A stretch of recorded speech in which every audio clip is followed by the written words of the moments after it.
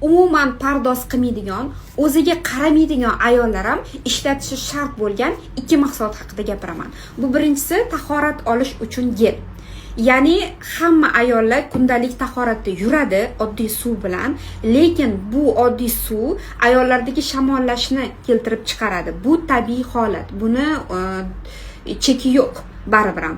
Endi mana shu gelda tahorat qilib yurilganda shamollashlar va turli infeksion kasalliklarni davolab beradi.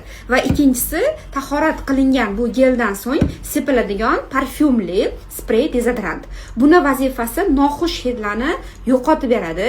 Parfyumli bo'lganligi uchun ham hidi uzoq muddat turadi. Ayollar, umuman ba'zi ayollar kelishadi oldimga, "Voy, bunaqa kremlar men umuman krem surmayman", faxrlanishadi. Krem surmaslikdan, o'ziga qaramaslikdan. Ana shunaqa ayollar ham bu mahsulotni ishlatishi shart. Balki eringiz sizga ayta olmayotgandir. Siz ishlating.